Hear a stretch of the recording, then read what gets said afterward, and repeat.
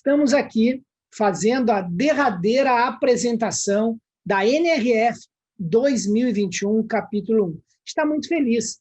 Primeiro evento digital, primeiro grande evento da FFX, esse grupo que a gente fez um sonho antigo, eu, a Mariana e o Thiago, agora com o Brunoro junto com a gente fez aí uma primeira transmissão, né? Uma primeira desse set de pessoas num sonho grande de fazer tudo muito rápido, tudo muito à frente e tudo focado na experiência. Conseguimos fazer a transmissão durante os 6 dias de evento, tem 6 horas de conteúdo exclusivo para você aqui no canal do YouTube, e agora a gente faz, então, a consolidação desse que foi o primeiro capítulo dessa NRF, que foi absolutamente incomum, né? A primeira no período pós-Covid.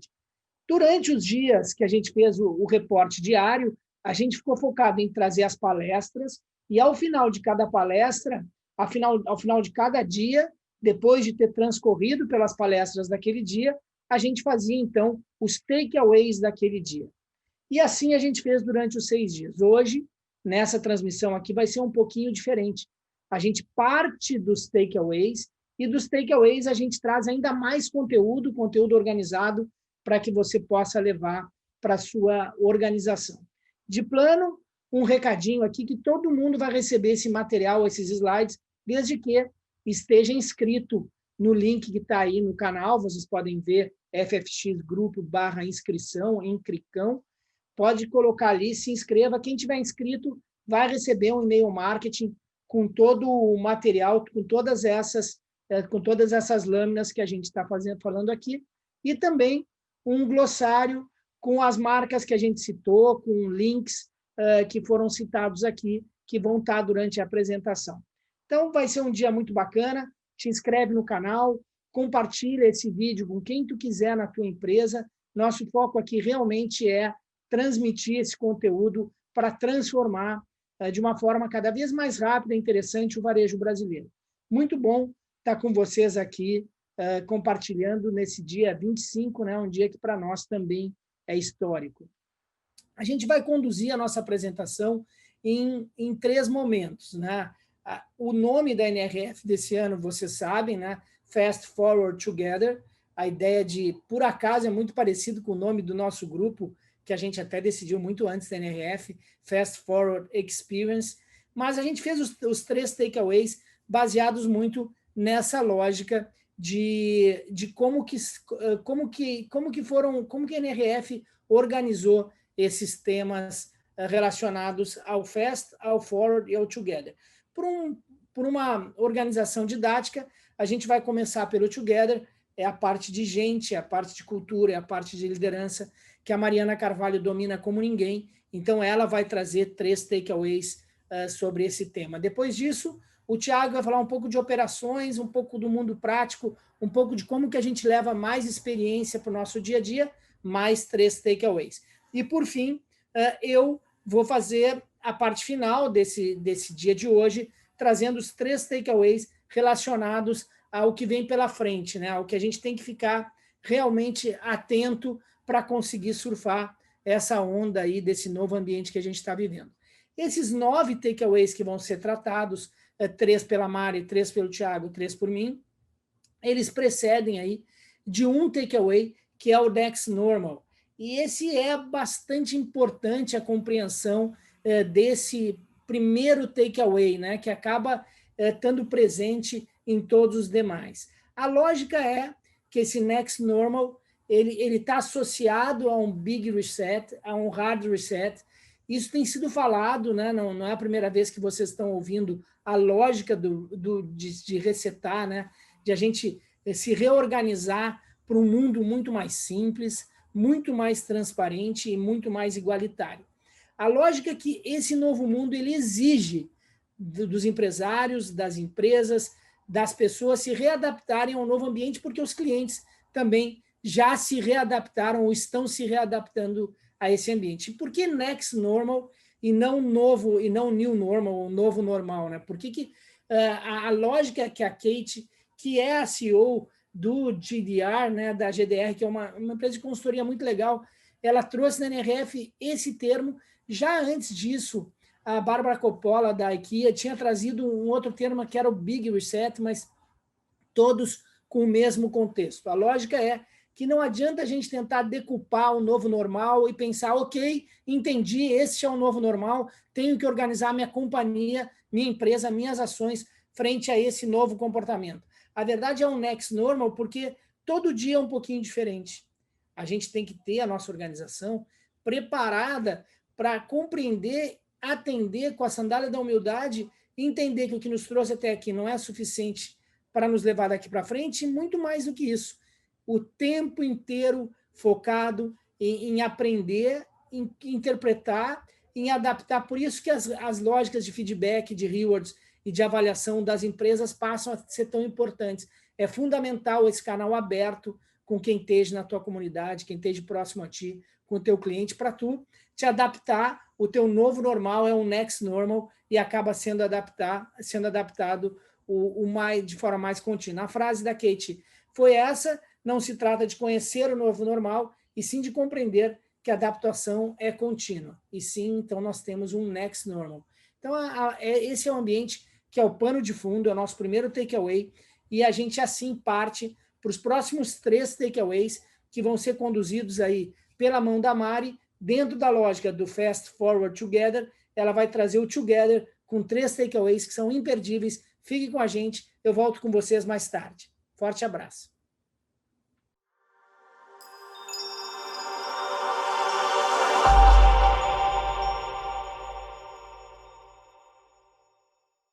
Obrigada, Guga. Queria passar aqui para vocês, então, os 3 takeaways que eu vou falar.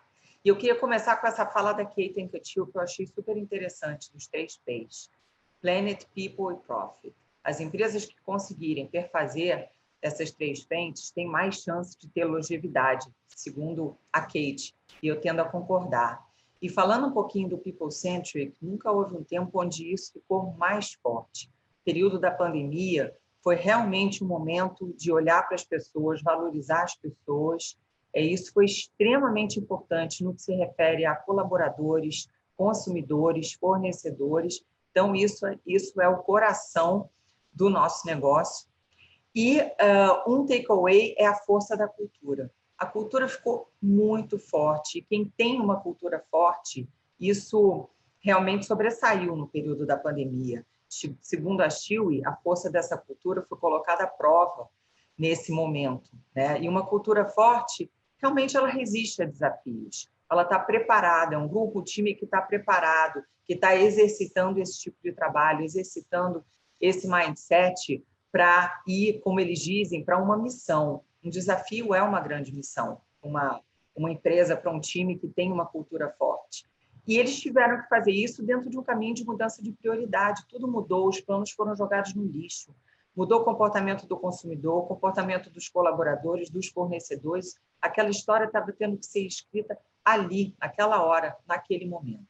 E isso não pode ser feito se não houver a paixão, que traz a resiliência, a força, o apoio de uns aos outros.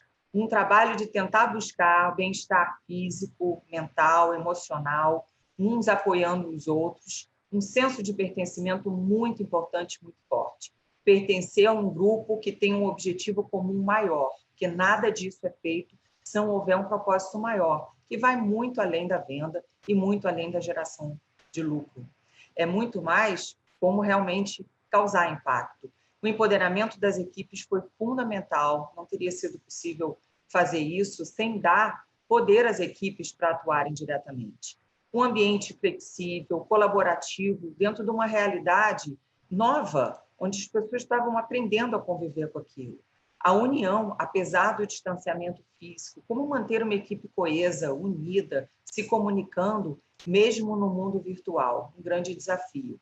O equilíbrio entre o trabalho e a família. O trabalho veio para dentro da nossa casa, veio se misturar com as nossas questões pessoais, as crianças em casa, sem escola, enfim, como fazer esse equilíbrio e como que a empresa pode ajudar a suportar isso, né? Ajudar a apoiar isso. E abrir e falar sobre as dificuldades, as vulnerabilidades, saber pedir ajuda é muito importante. Então, não é sobre fazer negócio, é sobre realmente fazer a coisa certa e o que deve ser feito para impactar e fazer a diferença naquele momento. Uma pesquisa da Procter & Gamble diz que a maioria das pessoas acreditam que as empresas devem ajudar a resolver esses problemas sociais. As empresas, muitas vezes, as marcas são muito mais fortes do que as instituições. E os temas de sustentabilidade e diversidade e inclusão ficaram ainda mais fortes e ganharam corpo na pandemia, ao invés de serem retraídos. Eles se colocaram de uma maneira absolutamente relevante para as empresas. E quando a gente fala de diversidade e inclusão, não é só check the box, como diz a Rebecca Allen. Tem que fazer parte da cultura do negócio. Não é só aquela coisa de fazer por fazer e simplesmente porque é uma tendência, porque é um movimento que você tem que estar inserido. É algo que tem que fazer parte da cultura da sua empresa. Então, isso aí é bem importante da gente pensar como cada um pode fazer no seu negócio. E é tido como um problema de todos nós. It's a we problem, como eles dizem. Nada vai conseguir ser feito se não houver um movimento colaborativo, um movimento de grupo, um movimento mesmo em prol de desenvolver a diversidade e a inclusão. E um ponto muito legal que foi colocado é que é uma questão de negócios. Faça o bem e faça dinheiro com a diversidade e a inclusão. Porque com ela você vai estar mais preparado para servir uma audiência mais diversa e buscar um mercado muitas vezes não atendido. Pode ser um mercado de maquiagem para atender a um público negro, pode ser um mercado de lingerie para atender as plus sizes, enfim. Realmente pode ser qualquer coisa, as possibilidades são infinitas, então pode ser uma alternativa de você ganhar dinheiro com isso também, além de contribuir com uma coisa extremamente importante para a sociedade. Então, é muito importante se entender o contexto para traçar uma estratégia do que faz mais sentido para a sua marca. Então, saia atirando para qualquer lugar, não saia querendo fazer tudo, pense o que faz mais sentido dentro do contexto da sua marca, do seu produto, do seu posicionamento. Quando a gente está falando de empresa, a gente tem que atentar à representatividade nos diferentes níveis da empresa, que isso ocorra de baixo para cima, de cima para baixo, e todos os níveis têm uma representatividade importante de diversidade e inclusão. E a mensagem interna é tão importante quanto a externa. Há que haver uma coerência, uma consistência em qualquer mensagem que está se dando. E é muito importante transformar palavras em ação, senão de nada vale, né? Quando a gente está falando de sustentabilidade, essa frase da Abigail, que fala que a pandemia mostrou a urgência que gerou para a sustentabilidade. Esse momento onde o mundo parou, a gente viu como é que a natureza se comportou, só mostrou como é que a gente tem que ser mais rápido e mais inteligente para lidar com esse tema. E essas duas empresas estão liderando um processo voltado para a sustentabilidade, incorporando isso na sua cultura. A H&M diz que sustentabilidade é ser verdadeiramente sustentável, genuinamente inclusivo e inteiramente justo. E isso diz respeito a qualquer aspecto do negócio. Eles completamente incorporaram isso e é muito interessante porque é uma marca de fast fashion, né? Justamente que anteriormente vendia aquela coisa de você consumir, jogar fora, enfim, é a democratização da moda, pensando de uma outra maneira. E a IKEA fez uma ação no Black Friday que eles recomendaram, ao invés de fomentar a venda, eles recomendaram ações sustentáveis para fazer com que os produtos que o cliente já tinha, com que isso fosse feito com os produtos que o cliente já tinha. Então, é uma mudança de comportamento extremamente grande dentro de empresas que são líderes e que têm a possibilidade de escalar essa iniciativa absurdamente. Quando a gente fala desse tema, é claro e notório que os clientes esperam, eles querem as empresas preocupadas com isso. Como fazer a sustentabilidade funcionar, como cuidar das pessoas, como cuidar do planeta, dentro dessa iniciativa muito importante. Hoje, a H&M está liderando isso, abraçou essa cultura e já tem 50% da sua produção sustentável. Vai ser 100% em 2030. E eles anunciaram agora que eles criaram esse Circular Build Strategy para as lojas, que é um guia de como as lojas serem montadas e feitas e construídas de forma sustentável e circular. Então, coisas estão acontecendo nesse mundo que são extremamente importantes para observar a evolução desse tema, né? Muito importante também o suporte aos fornecedores e às comunidades, suporte aos fornecedores, seja com cursos, com aprendizado, com acompanhamento de como é que eles estão produzindo, a qualidade da produção, se está sendo uma produção ética, do início ao fim, isso tudo impacta na cadeia inteira, então tem que se acompanhar do início ao fim. E como é que as comunidades sociais se beneficiam, né? Parcerias com as comunidades sociais acontecendo também. É um movimento que ainda é liderado pela geração Z, mas está abrangendo outras pessoas também, mas especialmente para esse público, a transparência é fundamental. Eles querem saber tudo, de onde vieram, qual foi esse processo na cadeia de produção completa, aonde vieram os produtos, de que foi feito, como foi feito, se houve trabalho escravo, não houve aspectos éticos, enfim. E eles querem também saber qual é realmente para que serve uma empresa, que é muito mais do que simplesmente vender, mas impactar a sociedade. Então, você tem que ir mostrando o progresso e mostrando um plano de como é que você vai fazer para ir avançando mais nesse assunto na sua empresa. Você tem que ir comunicando às pessoas o que está sendo feito dentro de uma linguagem acessível e para engajar a todos. O meu próximo takeaway é a liderança no caos. Como nós ouvimos falar sobre liderança e sobre um papel de um novo líder nesse momento. E a Indra foi brilhante, dizendo que a primeira coisa que o líder tem que fazer é voltar para a escola. Um momento onde as pessoas têm que se preocupar a aprender coisas novas, a fazer de uma nova maneira, a desaprender para reaprender. Tem muita coisa nova no mercado e é muito importante se estar atualizado, se estar informado de tudo. E eu elenquei algumas frases que eu ouvi na NRF sobre liderança para compartilhar com vocês do que é essa nova liderança. Então, assim, ir para a linha de frente nas crises é fundamental. Ser um líder upfront, que está lá com a equipe na linha de frente. Ouvir os clientes deve começar pelo CEO. Escolha o seu mecanismo para fazer isso. Ouvir os clientes é muito importante, pessoal. Isso não é nada novo. Agora, a questão é quem de fato faz. E quando isso começa lá de cima. Cada um tem que entender como fazer isso da melhor forma, mas estar presente e fazendo essa escuta com o cliente. Simplificar o complexo. Parece simples, mas não é tanto. E se comunicar de forma constante e autêntica. Autenticidade é importantíssimo e estar o tempo todo falando com as pessoas e com as equipes é muito, muito relevante. Ser humilde, empático, mostrar a vulnerabilidade, saber pedir ajuda, saber mostrar que você não é um super-herói, mas que você está ali com o time para ajudar, para aprender e para que, em conjunto e todos juntos, possam co-criar soluções adequadas para cada momento. Ter autenticidade, adaptabilidade, curiosidade, aprendizado constante e resiliência foram elencadas como uma das principais características de um líder. E muitas vezes isso significa não liderar, dar um passo atrás e deixar que o outro lidere naquele momento. Manter as pessoas unidas e conectadas e dar feedbacks constantes, apesar do distanciamento.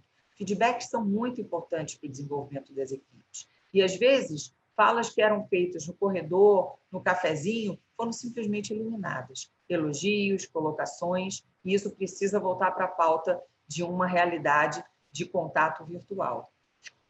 Transmitir otimismo, esperança, ser sempre um líder positivo e inspirar as pessoas. E, finalmente, ter a capacidade de olhar a curva e ver lá na frente como preparar a organização do hoje para o amanhã.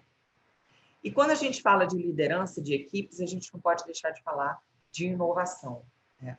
E a Picnic falou para a gente que uma boa parte do sucesso deles nesse sentido vem do fato das equipes acreditarem que elas não conhecem as respostas de tudo, que elas estão sempre descobrindo, explorando, experimentando coisas novas, usando novas metodologias e fazendo pequenos ciclos de testar e aprender, testar e aprender. Isso é extremamente importante. Vocês imaginam se durante a pandemia a gente tivesse feito um plano de não sei quanto tempo para depois realizar? Não teria sido possível. Então, a pandemia já foi um grande aprendizado sobre isso. Agora, realmente, é ajustar, internalizar isso e essas novas metodologias, como Design Thinking, Lean, Agile, podem ajudar muito. Meu último tópico e takeaway é o Community Central. A gente fala muito que realmente as comunidades não são algo novo, mas elas passaram a ter uma importância enorme nesse momento. Elas já existem há muito tempo, mas o sentido de comunidade foi muito reforçado.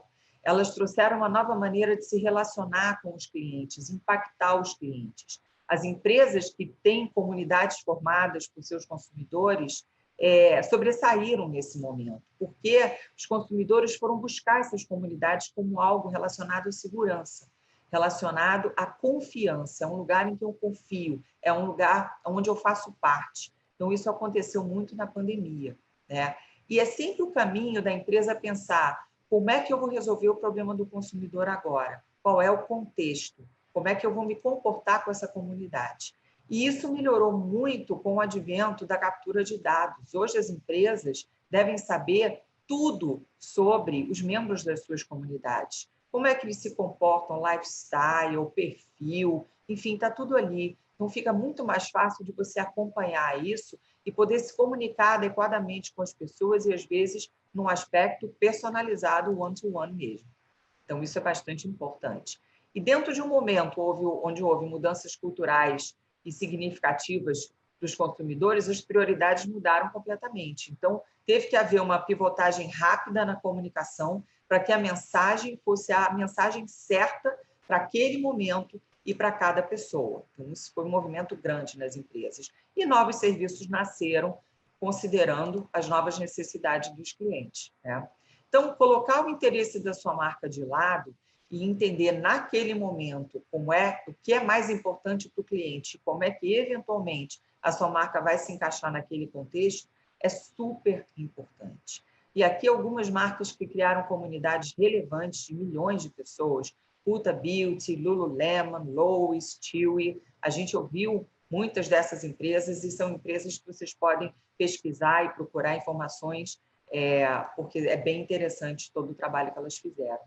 E não podia deixar de falar nas parcerias com as comunidades sociais também, todo o trabalho de responsabilidade social das empresas, esse aspecto que é tão importante, desenvolver a responsabilidade social no funcionário e isso entrar também como uma cultura muito importante dentro do tema comunidade.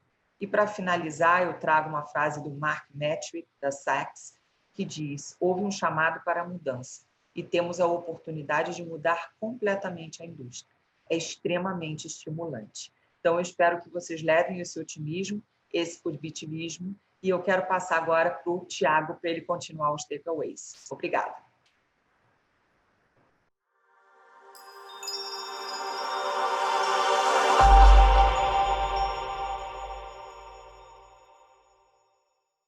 Pessoal, bem-vindos ao nosso pós-NRF da FFX. É um prazer estar novamente aqui, depois de 6 dias intensos de wrap-ups, para finalmente estar fazendo o pós-NRF da FFX sobre o que aconteceu nessa NRF de mais bacana, no intuito de operações e de a gente entender o que está mudando o varejo e para onde a gente tem que ir. Então, vai ser um prazer poder trazer para vocês os próximos insights, o 5º, 6º e 7º insight do nosso grupo.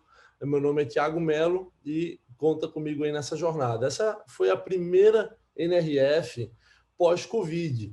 Então, realmente, a quantidade de novidades, como vocês estão vendo, foi muito grande. Foi muito bom poder ver como as empresas estão se reinventando, poder entender um pouquinho como as principais marcas de varejo do mundo estão fazendo para se adaptar ao Covid.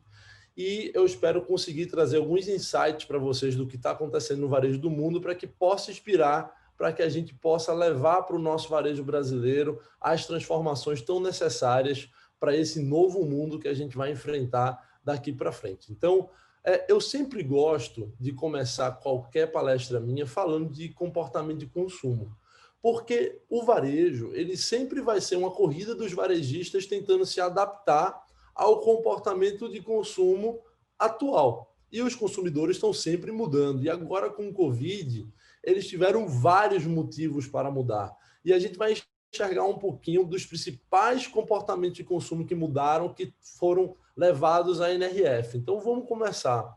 Eu tenho 1 em cada 5 clientes estão reportando que vão mudar o seu jeito de comprar. Então, isso já é mudar completamente como eles compravam. Isso já mostra o quão sério é essa mudança que a gente está falando. 75% das pessoas reportaram que na pandemia eles usaram lojas diferentes, sites diferentes e marcas diferentes. Então, também mostra o grande choque de fidelidade que a gente teve num momento como esse do Covid.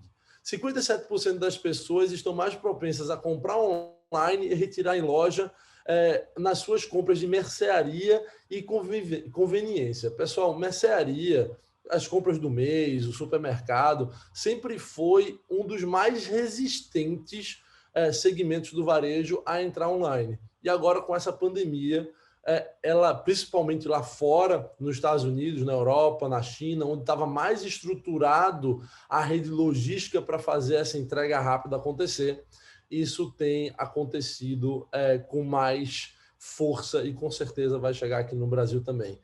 42% dos compradores americanos e 43% dos europeus falaram que o Covid mudou o hábito que ele tinha para comprar comida e bebida. Então, também mostra um pouquinho o quão forte foi essa mudança. E 80% das pessoas reportaram que vão continuar comprando digitalmente. Vamos para mais 7 mudanças. 94% dos clientes que estão com acesso à internet estão comprando online todas as semanas. 49% das pessoas passam de mais de 3 horas navegando na internet, comprando alguma coisa. 1 em cada 3 clientes passaram a comprar produtos de mercearia pela primeira vez durante a pandemia. 46% das pessoas passaram a comprar outras marcas durante a pandemia. 48% descobriram novas marcas através da mídia social. 67% dos clientes estão pensando em sustentabilidade durante a compra. E 4 em cada 10 clientes, isso para mim é o que mais marca, fizeram a sua compra online pela primeira vez. E o que chama a atenção, pessoal, é que, de acordo com o Jornal Europeu de Psicologia, uma pessoa leva de 18 a 254 dias para formar um novo hábito. A gente está falando aqui que a gente está mais de 254 dias desde que tivemos a pandemia e desde que a maior parte do mundo entrou num confinamento ou forçado ou parcial, mas as pessoas estão se cuidando muito mais, preocupadas com a sua saúde e, com certeza, isso está gerando transformações nos seus hábitos de consumo. E por isso que a gente tem que prestar tanta atenção a tudo isso que a gente está falando. Porque se a pandemia tivesse durado 2 meses, teria alguma mudança, mas não seria tão radical quanto que a gente vai viver agora. Porque, literalmente, fomos forçados a mudar completamente os nossos hábitos. Foi a primeira crise na história mundial que ela não foi nenhum problema de oferta nem de demanda. Ele foi um problema de acesso. As pessoas até queriam consumir, mas não conseguiam consumir. Elas queriam ir a um restaurante, mas o restaurante estava fechado. Elas queriam viajar, mas os aeroportos não estavam permitindo viagens internacionais, os hotéis estavam fechados. Então, basicamente, as pessoas queriam, mas não podiam. Por isso que foi a nossa primeira crise na história global, que foi uma crise de acesso.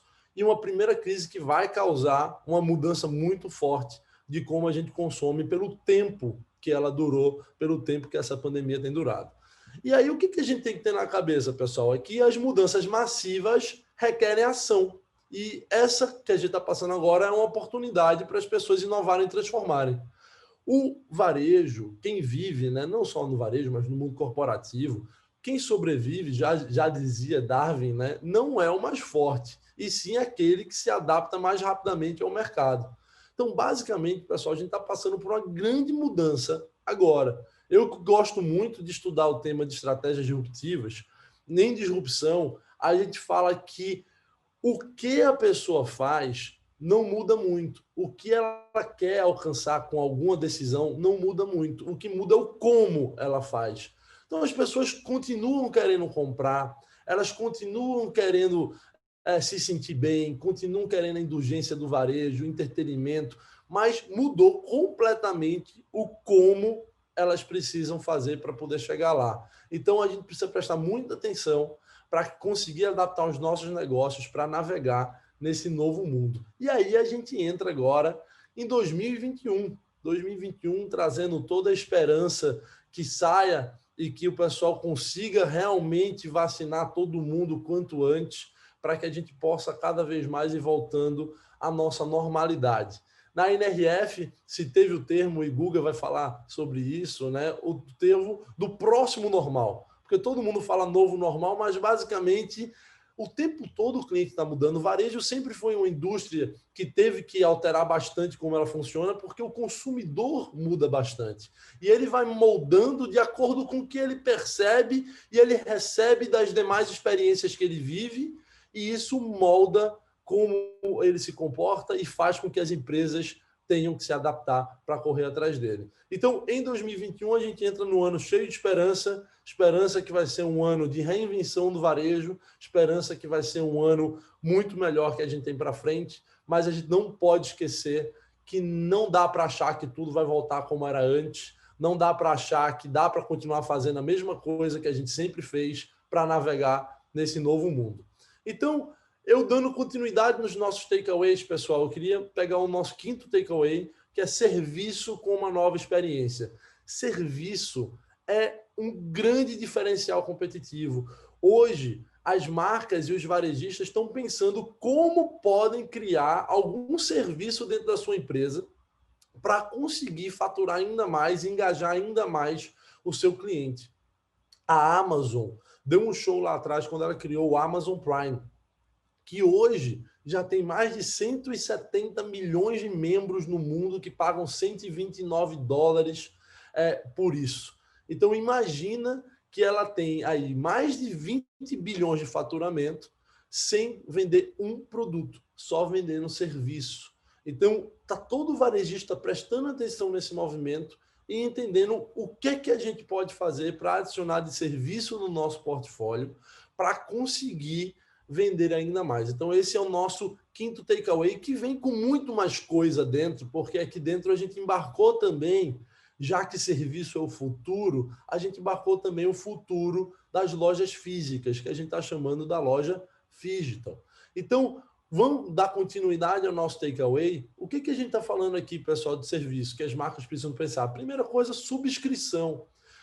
Subscrição é basicamente quando você consegue criar no teu portfólio de oferta um produto no qual as pessoas pagam uma recorrência mensal para receber sempre a mesma coisa. Por exemplo, você tem uma marca que vende pet, comida para pet ou um pet center. Você faz uma subscrição que vai entregar a comida do teu cachorro toda vez na tua casa, todo mês, a ração que você quer, e você não precisa mais se preocupar com isso. Auto-refil segue na mesma ideia de você comprar um produto de maquiagem, um creme para beleza, vamos dizer, que o tempo todo que o cliente defina que ele quer, ele vai receber o refil daquele produto, para ele também não ter mais que se preocupar de ter que comprar ou ter que parar o seu tempo para comprar aquele produto. Então, subscrição e auto-refil, pessoal, estão muito em alta no varejo. Quase todas as empresas dando jeito de entender o que elas podem adicionar e o que elas podem vender como subscrição. Eu espero que vocês olhem para isso e se inspirem também para criar alguma coisa dentro do negócio de vocês que atenda isso, que seja um membership, por exemplo, um clube da sua empresa, onde a pessoa possa ter benefícios exclusivos, possa pagar para ganhar alguns benefícios exclusivos. Existem vários, a gente falou do Amazon Prime, por exemplo, mas existe uma marca chamada Restoration Hardware, por exemplo. Ela tem o RH Club, que é o clube da Restoration Hardware. Ela cobra $99 por ano e ela dá 20% de desconto para todos os membros do clube. Então, imagina que é uma marca que vende móveis, e são móveis que não são tão baratos assim, acaba que todo mundo, basicamente, literalmente, 98% dos clientes da Restoration Hardware que compraram lá se inscrevem no clube da Restoration Hardware para poder ganhar os 20% de desconto. Moral da história, ela tem hoje já mais de 2 milhões de clientes inscritos em 2 anos no seu programa. Então, já está faturando aí mais ou menos 20 milhões de dólares, 100 milhões de reais só em subscrição, e ela tem uma fidelidade aumentada do seu cliente, porque quando ele pensa em comprar algum móvel, ele fala, não, eu já vou na Restoration Hardware, porque lá eu tenho 20% de desconto. Então, pensar como criar esses programas de membership, como engajar o cliente, é um grande desafio. Se falou tanto em serviço nessa NRF, que a brincadeira é como é que a gente pode adicionar um serviço em cima dos serviços que a gente oferece. Pessoal, então, realmente foi serviço para tudo quanto é lado. A gente viu empresa, por exemplo, de pet, como a Chewy, que a gente vai falar um pouquinho lá na frente, dizendo que os clientes estavam ligando, querendo, porque eles vendiam coisas para pet, artigos para pet, querendo dicas de como tratar o pet. Eu disse, olha, meu cachorro comeu chocolate, o que é que eu faço com ele, etc. E eles viram nisso a oportunidade de se criar um telemedicina, mas um televet, um televeterinário, onde a pessoa pudesse ligar, mostrar o seu animalzinho e fazer os primeiros processos de triagem através desse serviço. E ela começou a fazer uma subscrição e a cobrar por esse serviço, ou individualmente, ou para os membros do seu programa de fidelidade, ela conseguia dar esse serviço gratuitamente. Então, basicamente, essa é a nossa preocupação com o serviço, pessoal. E Jeff Bezos, né, hoje está como o segundo homem mais rico do mundo, mas o Elon Musk acabou de passar, mas aí ele volta, vai. Mas um dos caras mais geniais que a gente tem no nosso varejo, ele tem uma frase super interessante. Ele fala assim, no mundo antigo, você direcionava 30% do seu tempo para construir um ótimo serviço e 70% falando sobre ele. Então, você gastava muito tempo fazendo marketing, divulgando, gritando sobre o seu produto. Mas nesse mundo agora, essa proporção se inverte. A gente precisa ser muito obcecado pelo produto, muito obcecado pelo cliente, para conseguir desenvolver um produto incrível e pegar 30% do nosso tempo, passar falando e divulgando esse produto. E aí, pessoal, a gente chega na nossa jornada da loja Phygital, que é basicamente o futuro da loja física, que é essa união do varejo físico com o varejo digital, que a gente chama de Phygital. E isso está remodelando completamente, pessoal, como nós varejistas precisamos pensar nossas operações de varejo. Então, eu queria começar dizendo para vocês isso daqui. O primeiro desafio é a digitalização da equipe de vendas. O nosso vendedor ele precisa entender que ele não é mais um vendedor daquele espaço físico, que ele não é mais um vendedor que ele atende se alguém entrar. Tem uma analogia muito legal que fala assim, olha, o vendedor tem que deixar de caçar como aranha, que monta lá a rede dela e espera a presa chegar e colar naquela rede, e começar a vender feito um leão, que ele vai atrás. Então, basicamente, é isso que a gente tem que fazer nos nossos negócios, seja qual for o porte. A nossa equipe de venda ela precisa digitalizar e ela precisa entender que ela não depende do cliente fisicamente visitar ela para entrar em contato com o cliente, para poder conseguir engajar esse cliente de uma forma que ele compre. Então, esse é o nosso grande desafio como varejista, o nosso grande desafio de criar novas métricas e novos acompanhamentos para se ter acompanhamento não só da meta da venda física, mas também da meta da venda digital de cada loja e de cada colaborador, se possível. E se a gente conseguir fazer isso bem feito e dando as tecnologias necessárias para os nossos colaboradores, os nossos consultores terem informação suficiente para vender, é muito possível fazer um bom resultado. Para vocês terem ideia, nessa NRF, a Saks reportou que vendeu 150 milhões de dólares virtualmente usando os consultores de estilo que eles têm para conversar com o cliente um a um e fazer uma sessão personalizada de venda. A gente teve várias marcas, inclusive marcas brasileiras, que tiveram resultados impressionantes, que a gente teve realmente resultados que chamaram muita atenção do quanto conseguiram vender por WhatsApp. Então, isso realmente chama bastante a atenção. E aí, a gente tem também agora um novo papel da loja física. Qual é o papel dessa loja Phygital que a gente fala tanto? Venda, pessoal, vai continuar sendo importante? Vai. Mas a gente precisa entender que a venda ela pode vir por diversos canais. O importante é que o cliente tenha contato com a marca, conheça a marca, e o cliente vai poder comprar online para retirar em loja, ele vai poder comprar dentro da loja física, ou ele vai poder ter contato com a marca para comprar depois no site da marca e receber na sua casa. A gente está vivendo um mundo de união e integração muito grande. Então, é isso que quer dizer esse futuro da loja Phygital. Então, a primeira coisa, pessoal, da loja Phygital é que ela é um espaço para a comunidade. Então, a gente precisa entender que as marcas precisam conseguir desenvolver esse senso de comunidade, de pertencer, de pessoas que pensam parecidos, visitam aquele lugar, fazer, quando tudo voltar ao normal, eventos vão continuar sendo super importantes ainda para reunir esses consumidores. A Lululemon, por exemplo, é uma marca que faz isso muito bem. A Lululemon, ela tem dentro das suas lojas, ela não chama de vendedores, né? Ela chama de educadores, e ela sempre tem pessoas que praticam yoga, que é uma marca que vende, para quem não conhece, vende roupas para yoga ou roupas para academia e etc. E ela sempre tem pessoas fazendo yoga dentro da loja, ela marca aula de yoga dentro da loja para comunitária. Ela tem, dentro da Lululemon, sempre tem na porta de cada loja, dizendo assim, olha, 10 coisas legais que tem para se fazer aqui perto. Eles tentam indicar coisas que eles acham bacanas, que estão ali ao redor. Eles têm também uma lista de professores que podem lhe dar aula, se você quer, professores referenciados pela Lululemon. Então, professores que podem lhe dar aula de yoga, de mindfulness e etc. Ele também tem uma rede de professores que ficam no raio de 5 quilômetros de cada loja. Então, ela realmente cria esse senso de comunidade. A Nike cria o seu senso também de corridas com os clientes de cada loja, corridas no parque, corridas para trilha. Então, também é bem interessante ver como esses espaços de comunidade estão surgindo.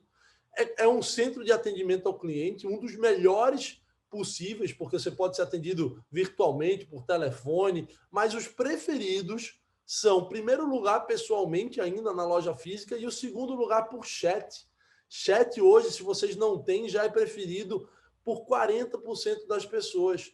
Então, a gente precisa entender que é um grande diferencial a gente conseguir ter um chat ativo dentro da nossa empresa para que o cliente consiga resolver problema. Agora, ele consiga resolver problema de verdade. Não a pessoa responder ele e dizer que vai abrir um chamado para daqui a 72 horas responder ele. A gente vai falar um pouquinho por que isso é um problema lá na frente.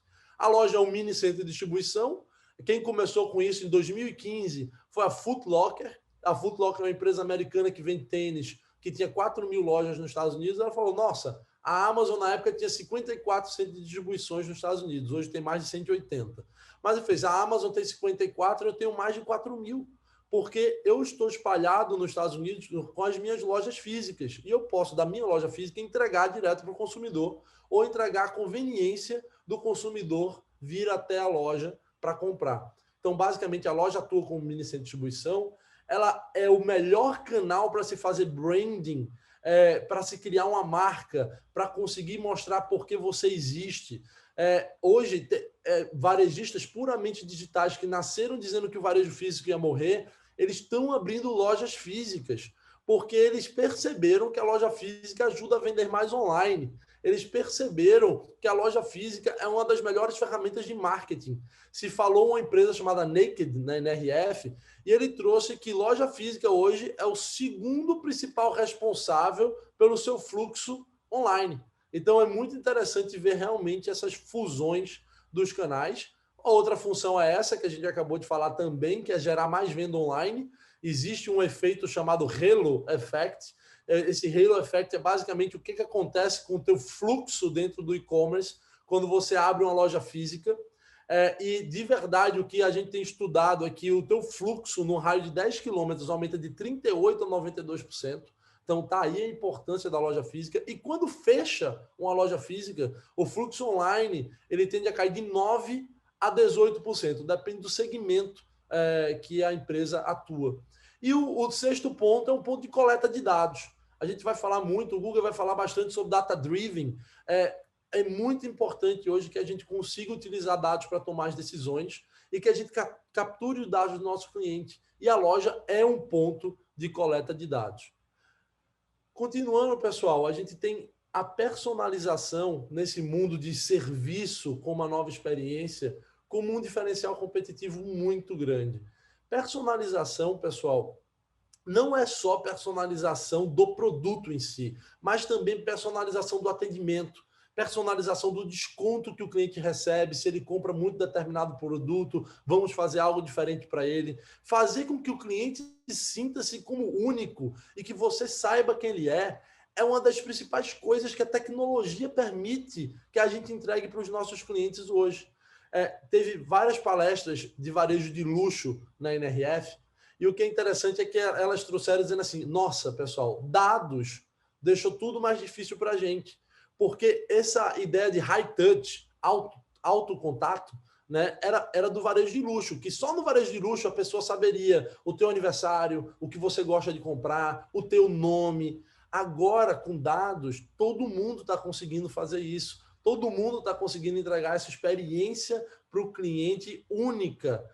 E também personalizar a sua jornada dentro da empresa de um jeito único, para que ele se sinta especial e ele continue comprando com você. Por isso que o varejo de luxo está buscando outras maneiras de como ir além desse saber quem um cliente é, saber o nome, saber a data de aniversário, porque isso está virando commodity no mercado.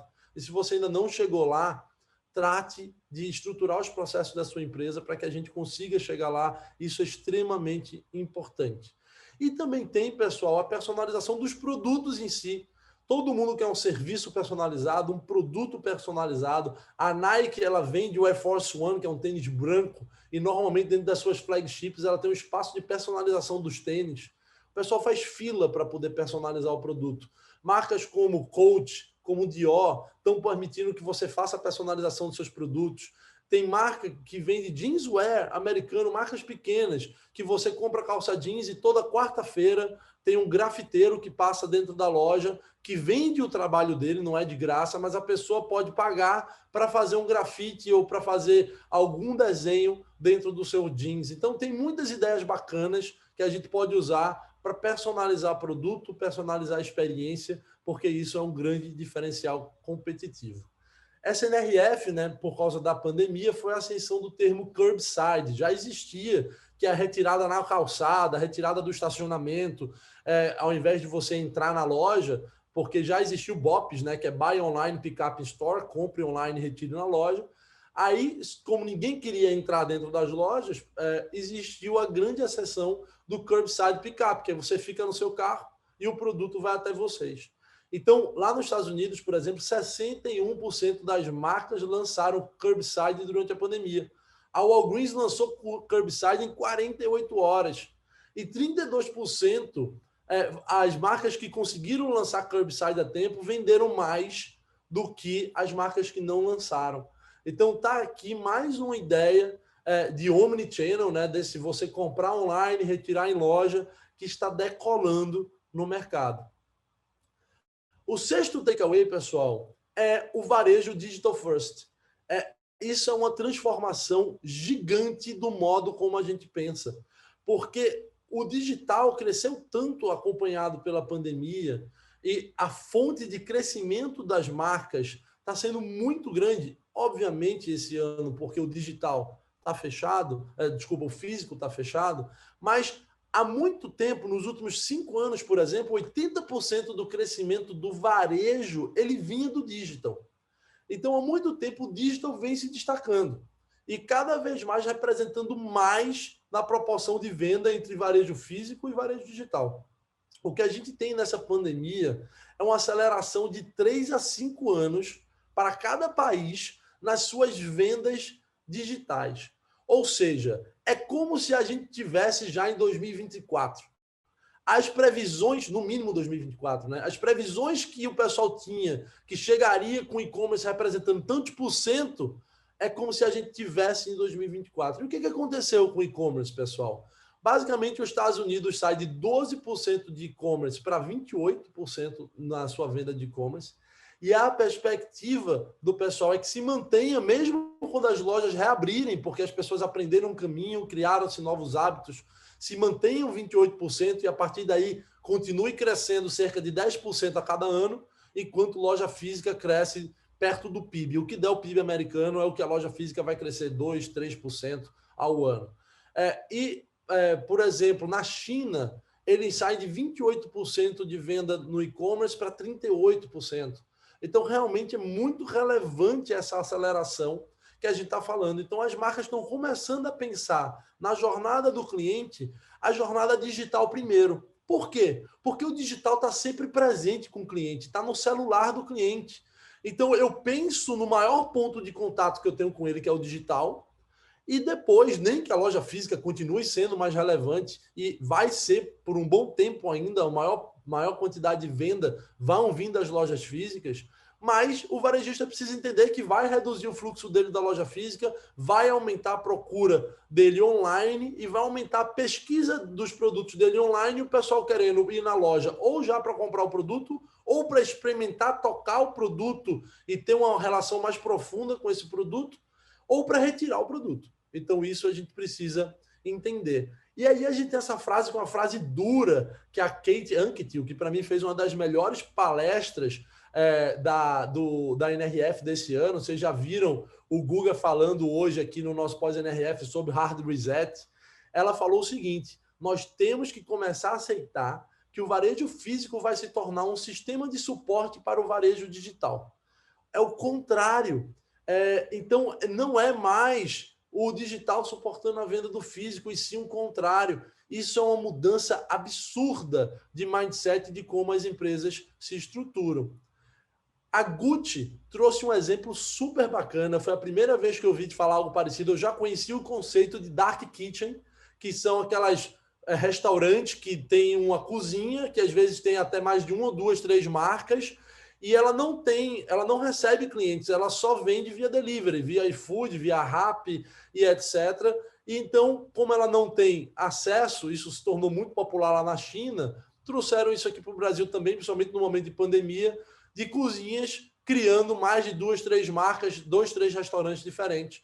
E a Gucci criou a mesma coisa. Ela criou o conceito de Dark Stores. Esse conceito é basicamente o seguinte: a loja não tem acesso aos clientes, os clientes não têm vitrine, os clientes não podem visitar, mas a loja é super bem iluminada, com equipamentos de primeira linha para fazer um atendimento virtual, fica uma pessoa do outro lado segurando um celular ou uma câmera, e do outro lado uma pessoa fazendo ou live commerce ou fazendo atendimento cliente a cliente, um atendimento individualizado, mas de maneira digital.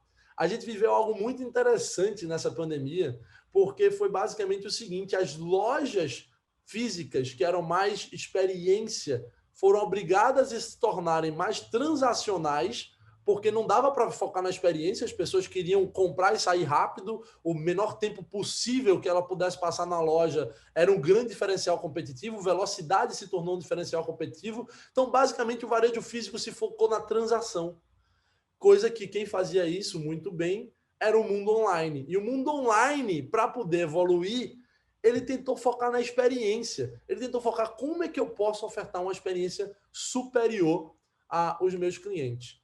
E aí, pessoal, a gente tem também o conceito de digitalização do luxo. Se falou muito na NRF, vários exemplos de parcerias com empresas, principalmente chinesas, como Alibaba, JD, para se digitalizar o luxo. Muitas vezes as pessoas comentavam: não, o último que vai ser afetado por essa digitalização vai ser o varejo de luxo, porque são produtos caros, onde as pessoas querem tocar, querem ter certeza do que estão comprando. Só que o luxo é um dos segmentos que mais crescem no varejo, nessa venda online.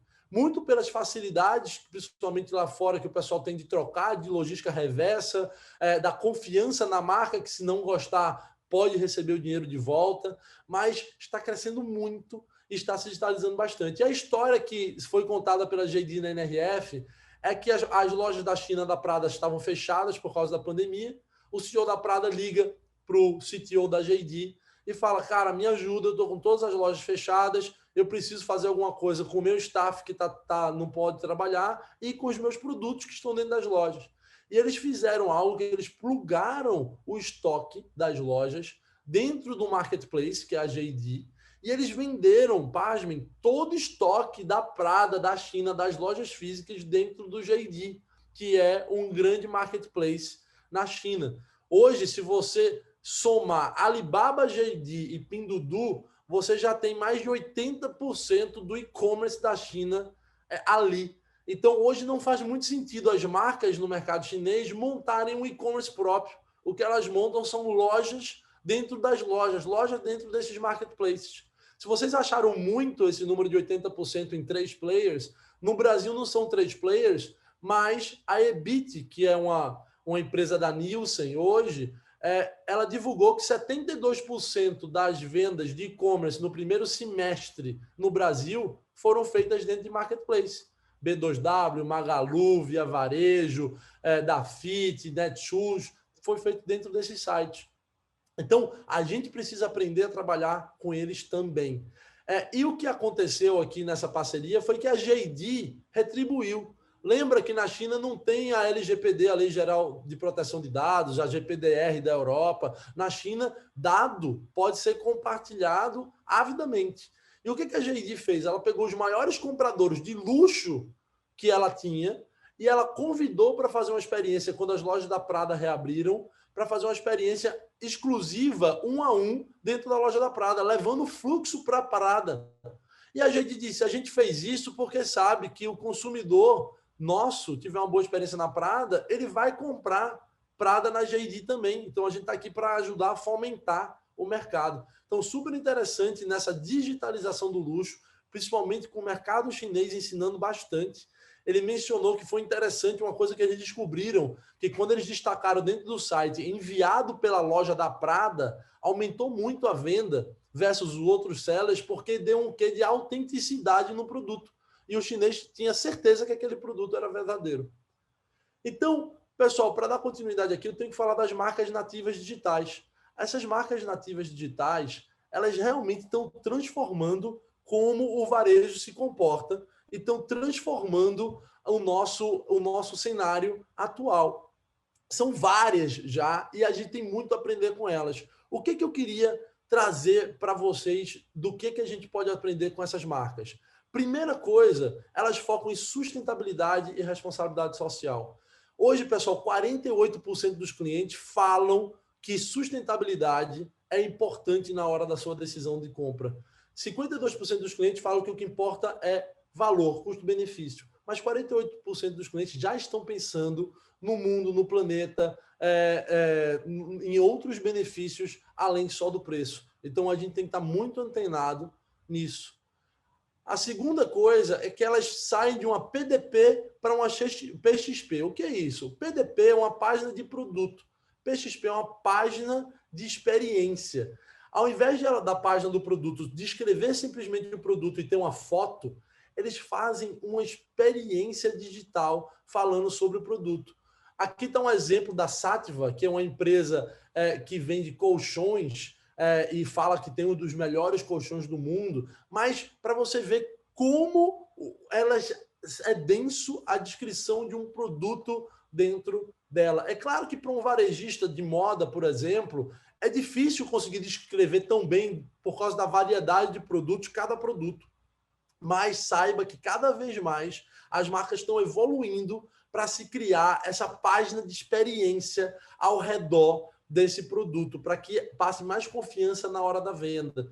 Então, mesmo tendo muita variedade, a gente precisa dar um jeito de usar vídeo, dar um jeito de descrever melhor o produto, porque isso faz toda a diferença na compra. E é nisso que o mercado chinês tanto se destaca do mercado ocidental, por exemplo. Lá as descrições são muito boas. Lá eles conseguem, se você quiser entrar no site e colocar produtos fofos, num site brasileiro, provavelmente você não acha nada. Na China, fofo é atributo, é metadado de produto. Então, você consegue achar vários produtos fofos. Então, é interessantíssimo isso e a gente tem muito a evoluir ainda no varejo. O terceiro ponto é que a missão da empresa é parte central da história. Elas se constroem, a empresa se constrói ao redor de um propósito e uma missão muito forte. Esse aqui é o exemplo da Everlane, que fala que todo mundo tem o seu jeito de diferenciar, e o dela é transparência radical e fábricas éticas. E ela constrói toda a sua história ao redor disso. E quando ela fala de transparência radical, ela fala de transparência de preço. Até o preço ela vai falar para você, olha, eu comprei esse produto, nesse caso aqui, por 55, por $15 e vou vender para você por 55. Aqui embaixo tem outro exemplo, me custou 54, vou lhe vender a 168, mas um varejo tradicional lhe venderia a 270. Então é super interessante ver marcas com propósito muito forte sendo criadas. O quarto ponto é que elas aproveitam modelos de negócio disruptivos. E aqui 4 exemplos rápidos para vocês. A Read the Runway a gente fala quase todo ano, porque a gente é encantado por ela. Criou uma rede de aluguel de roupa absurda, que hoje você tem um guarda-roupa na nuvem, você paga $149 e você pode ter 4 peças com você em constante rotação, você devolve e pega outra peça. Ela abre o horário de maior pico dela às 7 horas da manhã, que é quando as pessoas iam se vestir para o trabalho. É claro que agora, na pandemia, ela pivotou também o modelo de negócio para entregar na casa das pessoas. A Peloton, que monta uma academia na sua casa, você paga uma subscrição e, de acordo com o seu interesse, ela manda os equipamentos para você ter, literalmente, uma academia, e mais barato que uma academia dentro da sua casa. A Chewy, que é uma loja que eu já mencionei hoje aqui, que é uma loja pet, que está vendendo mais de 60% em refil, em subscrição. O cara nem se preocupa mais com a ração, ele simplesmente paga para ter aquela ração chegando todo mês na sua casa. A Carvana, que é uma marca que conseguiu fazer com que em 2 horas você compre um carro usado e ele seja entregue na porta da sua casa. Ela montou essas vending machines, essas máquinas para vender carro, que você também pode embaixo comprar o carro, esperar o carro descer e sair. Então é super interessante também esse modelo. Quinto ponto, elas usam conteúdo como diferenciador. O conteúdo, pessoal, a gente já falou aqui antes da página de experiência, né? Mas o conteúdo faz toda a diferença. Aqui a Allrate, que é uma joalheria americana de Nova York, que como ela mostra o produto, os vídeos, o cuidado que ela tem com cada peça, realmente é impressionante. E conteúdo, geração de conteúdo, inclusive para ser usado dentro da loja física, que essa é uma grande oportunidade, para ser a ferramenta do vendedor da loja física usar na hora de defender a sua venda e de argumentar e de descrever os benefícios para o cliente. Isso faz toda a diferença. O sexto ponto, elas são extremamente focadas na experiência do consumidor. Pessoal, experiência é tudo. A Glossier, que é uma marca nativa digital, ela fala assim, olha, é experiência de consumidor e não serviço ao consumidor. Segundo ponto, deixe o cliente te ajudar. Ele quer te ajudar, escute ele, monte e-mails para escutar ele, para co-criar, para criar produtos junto com ele, porque isso vai ser autêntico, você vai formar aquela comunidade que a gente tanto falou. Seja o que você é, humano. A gente não precisa tentar ser perfeito a todo tempo, a gente não precisa tentar, mas o que importa é a boa vontade, o que importa é o carinho, é querer acertar e querer cuidar bem do cliente. Trate seus clientes como amigos e se importe com o seu trabalho, porque ele é massa. Massa é bem de Recife, né? Porque ele é muito bom. Mas se importe verdadeiramente com o seu trabalho, porque é criar essa cultura dos teus funcionários para amarem o trabalho faz toda a diferença. O sétimo ponto, elas estão abertas para experimentar e testar coisas novas. E tá aí, live commerce. É muito legal ver marcas no Brasil já experimentando como live commerce, como ele pode vender na China. Já está representando 12% de toda a venda do e-commerce, já vem de live commerce. O como é forte essa tendência. E aqui no Brasil, as marcas que testaram estão reportando mega sucesso também. Mas estejam dispostos a tentar, testar, errar novas maneiras, que isso vai fazer toda a diferença. E o último ponto dessas marcas digitais é que elas estão socialmente perto do consumidor. Então, a Lululemon, por exemplo, ela deu um jeito, assim que nasceu a pandemia, de fazer um chat 1 a 1. Se você quiser falar com a educadora dela, porque ela chama de educadora, só na Black Friday, para vocês terem ideia, foram mais de 4.000 appointments marcados, 4.000 1 a 1 chats marcados dentro da Lululemon, simulando essa experiência virtual. Então, é super importante que a gente consiga estar muito perto do nosso cliente, conversar com ele, tentar atender ele do jeito que ele gostaria de ser atendido. Se ele está com medo de ir na loja, vai ser por WhatsApp, vai ser por FaceTime, vai ser do jeito que ele quiser ser atendido. A nossa equipe de vendas tem que estar preparada para fazer isso. E o meu último takeaway, pessoal, é esse aqui, que é o The Now Customer. Basicamente, o cliente com tudo isso, pessoal, está mudando muito, absurdamente, como a gente pode ver até agora, e está se criando essa categoria do cliente, que é o cliente que quer tudo agora, que é o cliente ansioso, que ele não quer esperar você. Então, eu gosto muito dessa frase. Para entender esse The Now Customer, é bom você entender essa frase do Dan Gings, que ele fala o seguinte: você não está competindo contra a marca que vende produtos similares aos seus, mas sim contra todas as experiências que os clientes têm. O que quer dizer isso, pessoal? É que o cliente ele não te julga você versus o seu concorrente. O teu cliente ele te julga você versus as experiências no mercado. Por exemplo, ele te compara com a experiência sem atrito que ele tem no Uber, no Netflix. Por exemplo, eu imagino que um cliente aqui que for cliente da Sky, da NET ou de qualquer outra empresa de canal a cabo, já teve que entrar em contato com o call center da Sky ou da NET para resolver algum problema por várias vezes. No caso do Netflix, é muito mais raro que o cliente precise entrar em contato. E o cliente espera uma experiência como essa, uma experiência sem atrito. E é isso que a gente tem que portar para dentro das nossas lojas. O mínimo de clique possível para se comprar, a maior facilidade possível para se vender, a maior facilidade possível para se retornar um produto e a maior rapidez possível para se retornar e o cliente ter uma resposta da empresa. Porque o The Now Customer, pessoal, ele mede a paciência em minutos, não dias. Ele espera falar com você e que ele tenha uma resposta imediata. Ele espera um chat disponível 24 horas por dia para ele conversar. 59% das pessoas estão falando que resposta rápida é a parte mais importante do atendimento do cliente. O que ele quer é que você retorne rapidamente a ele. E está aí a importância e a ascensão dessa nova categoria aí de cliente que a gente chama do The Now Customer. Então, ele espera que você esteja sempre online, ou seja, esse negócio de agora está offline, que está aí na tela, não pode mais existir. Ele espera que você seja omnichannel. Pessoal, o omnichannel foi o ano da ascensão do omnichannel, né? Como as lojas físicas ficaram impossibilitadas, todo mundo tratou de investir e desenvolver o seu omnichannel, que é basicamente a junção dos canais, de você poder usar no e-commerce os produtos da loja física, poder vender no e-commerce e retirar na loja, poder fazer uma troca que a pessoa comprou na loja pelo e-commerce, poder fazer uma troca do e-commerce na loja. Basicamente, o cliente enxerga a marca e não mais o canal.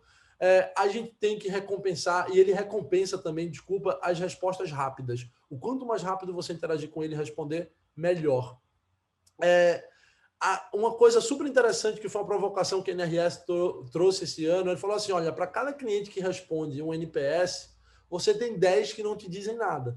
Então, eles não estão criticando o NPS continua um baita métrica a ser seguida, até pela sua comparabilidade com outros segmentos e com outras marcas facilmente, mas a provocação aqui é que também se desenvolvam outras métricas que estejam mais perto à venda da empresa, como a quantidade de recorrência do cliente, quantas vezes ele compra novamente. Porque se o cliente está realmente satisfeito, ele vai voltar várias vezes. Então, vamos começar a criar uma métrica de recompra que vai dizer o quão satisfeito o nosso cliente está. Se a gente conseguir aumentar esse índice, é porque quanto mais o cliente recomprar, mais eu posso presumir que ele esteja satisfeito com a empresa. Então, é importante o NPS, mas também é importante a gente desenvolver outras métricas que complementem e consiga escutar esses outros clientes que não respondem à pesquisa.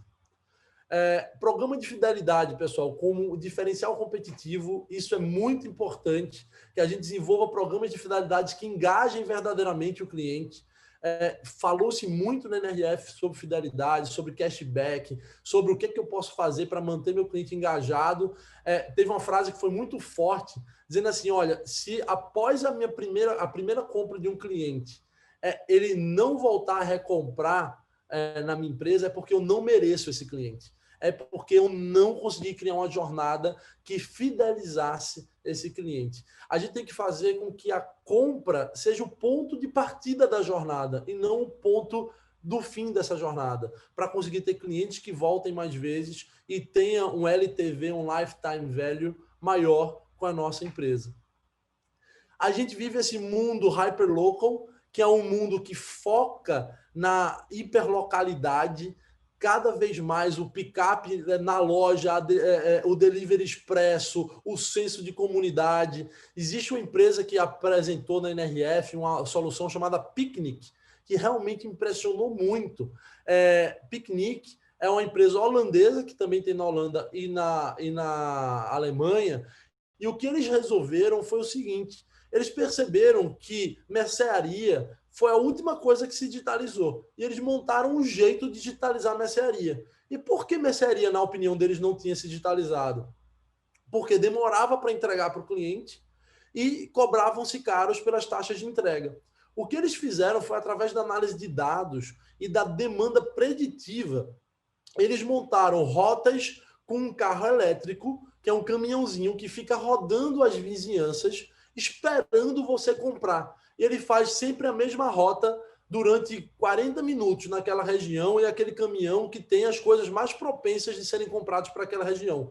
Quando uma venda acontece, em até 5 minutos ele entrega na sua casa, mas no máximo em 20 minutos já chegou o que você comprou. Então, é um exemplo de hyperlocal muito grande, como o varejo está usando tecnologia, inovação e inteligência para resolver problemas do nosso cotidiano. Você hoje pode comprar alguma coisa online e receber na sua casa em 5 minutos, se você e com qualidade, com frescor e etc. Tem também nesse delivery from home, né, desse delivery de grocery, de mercearia, o Walmart está conseguindo entregar em 2 horas, na casa dos clientes, e ele está dizendo: a gente treinou os nossos clientes a escolher, os nossos vendedores, desculpa, que escolhem as comidas, as frutas e as verduras, a escolher como se estivesse escolhendo para eles. Então, isso também é um grande diferencial, e as pessoas que estão passando por essa experiência estão gostando e estão voltando a comprar digitalmente. Por isso, essa grande transformação que a gente fala. Então, indo aqui para o último coisa que eu queria trazer sobre o No Customer, é isso: é que competição e parceria vai ser o principal diferencial competitivo que você possa ter. Você vai ser tão bom quanto as parcerias que você consegue montar, ou inclusive com um concorrente. Então, está cada vez mais claro, pessoal, que nesse mundo do varejo a gente não está sozinho. A gente tem os players que vendem para o mesmo mercado junto com a gente. A gente consegue comprar serviços para dar facilidade para os nossos consumidores. A gente consegue ter acesso a muitas plataformas que ajudam esses produtos a serem vendidos. Então, parceria é a grande alma do negócio nesse momento. Pessoal, espero que vocês tenham gostado até aqui. Eu sei que é muita coisa, é muita novidade. Foram 6 dias de conteúdo intenso. Mas eu sempre gosto de terminar todo ano que eu faço esse pós-NRF. Eu tenho um bônus que eu falo 10 coisas que eu acredito que um CEO ou um executivo de varejo tinha que estar focado, pensar em fazer nesse ano. Primeira coisa, pessoal, coloque verdadeiramente as pessoas no centro da sua organização. Isso é a coisa mais importante. Pessoa é o seu funcionário e o seu cliente. E construa de verdade a organização ao redor deles. Defina bem o trabalho de difusão do propósito e cultura da empresa. A gente já falou hoje aqui que para 48% dos clientes isso é importante. Pense quais serviços vocês podem começar a oferecer, assinaturas, personalizações, serviços complementares ao seu negócio. Considere aluguel e revenda como oportunidade para extensão do seu negócio. A gente falou aqui do exemplo da Rent the Runway, mas tem vários outros de como a gente pode fazer aluguel ou fazer second hand, que é esse mercado de brechó, que a pessoa compra, vende a peça usada e depois você vende a peça usada para outra pessoa. Tem marcas que estão começando a controlar o ciclo de second hand da sua empresa, dando oportunidade para as pessoas venderem de volta para a empresa produtos, e essas empresas pegam e vendem para outros clientes por um preço mais baixo, pensando em sustentabilidade. A IKEA, por exemplo, anunciou que até 2024, todos os produtos que ela vender vão ter 2 coisas: vão ser reciclados e vão ter a opção de ser alugado ao invés de ser comprado. Você vai poder alugar o berço só pelo tempo que você quer usar o berço, por exemplo, por 2 anos. Depois você devolve o berço, você vai ter pago mais barato do que comprar, e você compra ou aluga outra coisa. Seja omnichannel, seu cliente espera isso de você. Pessoal, a jornada Omni não é fácil, eu sei bem, já vivi em diferentes empresas e hoje trabalho para uma empresa que ajuda outras empresas a fazer isso, mas ela é sem precedentemente importante para o varejo. A gente precisa conseguir plugar nossas lojas físicas no nosso e-commerce. Para quem é franqueado, o franqueador precisa dar um jeito de entender como pode incluir o franqueado nessa conta toda. A gente precisa conseguir dar conveniência e atender o cliente do jeito que ele gosta de ser atendido. E o caminho para isso é omnichannel. E, pessoal, foquem na acurácia do estoque de vocês. Porque se vocês têm 94% do estoque de vocês correto, significa que a cada 15 vendas que você usa o estoque da loja, uma vai ter problema. Então, de verdade, para usar o omnichannel bem, a gente precisa ter uma acurácia de estoque muito bem feita. Desenvolva o conceito do retailment dentro da sua empresa. A gente precisa pensar na nossa loja física o que não pode ser replicado no mundo online para a gente colocar dentro da loja física.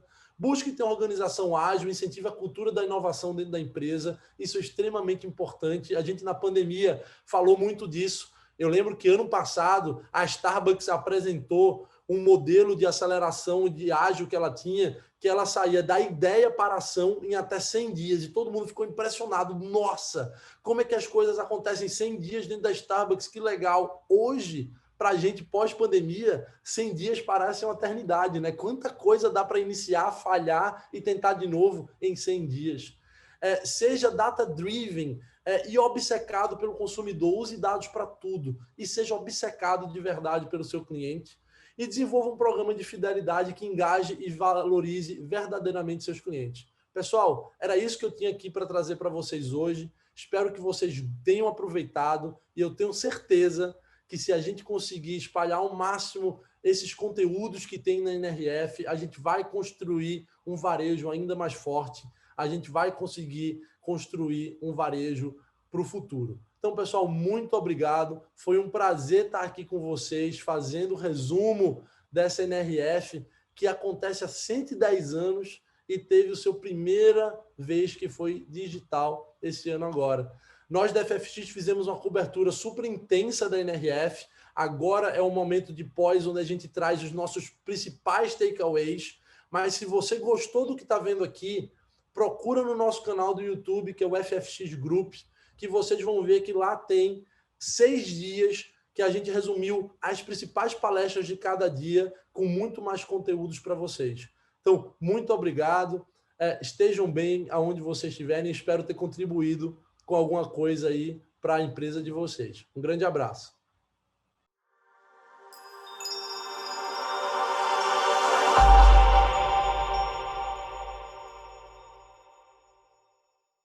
Pessoal, estou aqui de novo, agora para fazer o 8º, o 9º e o 10º takeaways dessa que foi uma NRF que vai entrar para a história, uma NRF que demonstrou como o varejo está se reinventando rápido e como trouxe grandes exemplos de a gente ser relevante, estendendo mais aí a compreensão do que a gente pode entregar enquanto varejistas.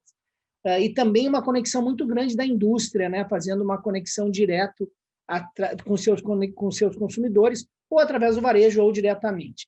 Bom, vocês viram a Mari, fez uma entrega incrível agora sobre essa parte de comportamento relacionado à liderança, à cultura, a propósito. Realmente tenho certeza que ajudou muito. O Thiago trazendo agora muito mais essa lógica relacionada à operação, à experiência, tudo de novo que esse ambiente está nos trazendo. Então, com isso, a gente resolveu o Together, resolveu o Fast, e eu vou abordar, então, o Forward com esses temas que nós vamos ver a seguir, o 8º, 9º e 10º tema. O oitavo takeaway que a gente tira dessa grande NRF, com mais de 160 palestras, é o varejo data-driven, né? A lógica que dados são muito mais do que números, são histórias. A lógica de que o varejo precisa entender que sem os dados vai ser muito difícil ser relevante, ser interessante, ser sensual nessa era digital. Em um mundo guiado por dados, o produto é o produto e o serviço que encontram o cliente perfeito, e não o contrário. Essa frase quem trouxe foi a Karen Tracy, head de indústria do Facebook, e que marcou muito essa NRF também, né? A lógica de que quem tem dados não precisa se esforçar para procurar o cliente, basta ofertar o produto no canal certo, para o cliente certo, no momento certo, e com os dados se consegue fazer isso de forma sistêmica e automatizada. Então, esse é um takeaway bastante relevante para a gente entender esse movimento que a gente está vivendo. E aqui, uma compreensão, né? O que a gente quer efetivamente com a lógica de ter os dados como a nossa guia, né? A nossa maneira de levar a empresa. Na verdade, o que a gente quer é voltar exatamente como era o varejo há 50 anos atrás, quando entrava o seu Joaquim na mercearia do seu José, e o seu José dizia para o seu Joaquim: bom dia, Joaquim, veio buscar aquele pãozinho fresco de todo dia, né? E já está ali com o pãozinho para entregar, já sabe como que ele gosta de ser fatiados frios, e entrega naquele momento para o seu Joaquim tudo aquilo que ele gosta e da maneira como ele quer ser atendido, o produto que ele quer, e também, ainda como na década de 60 e 70, muitas vezes o seu Joaquim não pagava o seu Zé, anotava num caderninho, em algum momento voltava a fazer o trânsito de valores, mas naquela hora ali era uma relação muito afetuosa. É o que André Abel, da WGSN, comenta com muita sabedoria, que não se trata de transações comerciais, e sim de relações pessoais. E o mundo data-driven permite que a gente trate cada um como se fosse único numa multidão, porque a gente consegue adaptar as nossas lógicas de atenção, de personalização e de atendimento, como vocês viram há pouco com o Thiago, para esse ambiente que a gente está vivendo data-driven. Então, tem uma decupação, né, poxa, então, ok, se é o meu produto que vai encontrar os clientes, que tipo de clientes eu tenho no meu dia a dia, né? Esse next normal, esse novo normal, constantemente adaptado. Qual é, nesse momento, o cliente, as características que eu poderia clusterizar e me comunicar com esse cliente? Claro que cada um é um, mas tem 4 grandes clusters aqui que eu acho que funcionam para a gente entender um pouco as nossas ações de marketing, as nossas ações de produto, e eles são a lógica que tem um grupo que precisa muito de segurança. Esse grupo, os predictors, que nesse estudo da WGSN traz, aqui também um parênteses para você que está nos assistindo, tem aqui no canal um estudo da WGSN do ano passado. Na verdade, foi o primeiro vídeo que a gente gravou, eu, Amário e o Thiago, e agora nós vamos gravar um nas próximas semanas do estudo da WGSN já desse ano. Mas aqui ela traz um conceito de 4 tipos de consumidor que eu acho que vale a pena a gente colocar um pouco de energia aqui para entender. Um pessoal que está muito fadigado pelo ambiente que a gente está vivendo, né, de insegurança, de instabilidade, de ansiedade, e aí as ações das empresas têm que ser previsíveis. A gente tem que dar segurança para esse cliente, a gente tem que explicar para esse cliente como que aquilo resolve o problema dele, como que ele pode trocar esse produto se não atender, como que ele faz para usar esse produto. A gente tem que trazer um nível de segurança maior, porque tem um grupo de clientes que está absolutamente desesperado por ter um pouco mais de segurança, né, no ambiente que ele está vivendo. Um segundo grupo, que são esses novos românticos, que estão desesperados para se conectar com as pessoas, desesperados para se conectar com a natureza, com as suas comunidades. E esse novo romântico, ele também tem uma característica específica, né? Tu vai sentir nas campanhas que tu fizer, que levam esse high touch, aquele que o cliente que aparece ali, aí tu clusteriza a ideia de tu ter silos vivos de dados, onde esses clientes possam migrar de um silo para outro, conforme a reação que ele está tendo dentro da tua rede social, ou dentro do produto que ele está te comprando, ou dentro de um feedback que ele deu para a tua empresa. Isso parece complexo, mas não é. Tem muita empresa data-driven fazendo soluções SaaS, de software as a service, para os seus clientes. A gente, aqui na FFX, a gente até pode ajudar vocês indicando ferramentas e fornecedores, não é o nosso papel aqui nesse resumo, mas é fácil de tu ter hoje soluções que organizem o teu banco de dados de forma a tu criar esses silos vivos de relacionamento. Um terceiro grupo de clientes que também é bem importante são aqueles que acham que a capacidade dos grupos é suficiente para reinventar, para que se reorganizem, para que se atinjam o impossível. Eles se veem um pouco independentes do governo, têm uma autoestima forte e estão adaptados aí a esse ambiente e se acham empoderados para crescer muito dentro desse ambiente. E um quarto e último grupo aqui são os metaversos, né? São os clientes que são ávidos pela realidade virtual, são ávidos por novas experiências, são aqueles que puxam, né? São aqueles clientes que acabam sendo os formadores de opinião, né? São os clientes que se adaptam rapidamente a essa tecnologia, que estão gostando desse ambiente. Então, tem 2 grupos de clientes que estão sofrendo mais e 2 grupos de clientes que estão crescendo, né, nesse momento. A verdade né, não é o mais rápido, não é o mais forte, que sobrevive aos tempos, isso vale, Darwin já diz isso há muito tempo, né, já disse há muito tempo, e sim aquele que melhor se adapta.